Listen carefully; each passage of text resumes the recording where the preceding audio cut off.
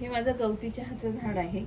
सर्दी खोकल्याला त्याचा काढा खूप छान असतो आणि ते एवढं वाढलंय ना आता, तर बघ किती ते असं जळाले पानं. आता त्याची काळजी कशी घ्यावी लागते ते मी तुम्हाला दाखवते. त्याचं कटिंग करावं लागतं. आता हे सगळे जळालेली पानं काढून टाकायची. मग ही वाढलेली जी पानं आहे ती कट करायची, मस्त सुकवून ठेवायची फ्रीजमध्ये. आपल्याला चहाला जेव्हा पाहिजे तेव्हा टाकता येतात. हे बघा आता मी तुम्हाला त्याची साफसफाई दाखवते. ते हे वाळलेले सगळे पानं काढून टाकायची अशी मस्तपैकी, आणि त्याला खत घालायचं. सगळं ऑर्गॅनिक खत आहे माझ्याकडं, गावावरून आणते मी शेणखत. तेच माझ्या सगळं झाडांना घालते. त्याच्यामुळे एवढे सुंदर झाडं येतात. बघा ना, एवढ्याशा कुंडीमध्ये माझा गवती चहा किती छान झालाय. आणि त्याचे आता मी कटिंग करते. हे बघ, हे असं जळकी पानं सगळी काढून टाकायची आणि स्वच्छ त्याला खत वगैरे घालून.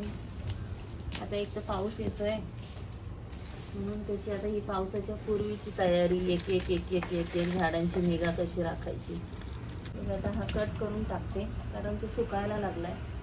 आपल्याला चहाला, काढ्याला तुम्ही वापरू शकता. मस्त टेस्ट येते आणि ऑर्गॅनिक, केमिकलचं खत नाही. मस्त उन्हात कुंडीत छानपैकी. आता पावसाळा येतो तर सर्दी खोकल्याचा त्रास होऊ शकतो, त्याच्यात आम्ही येणार. चला या तुम्ही पण चहा काढा प्यायला.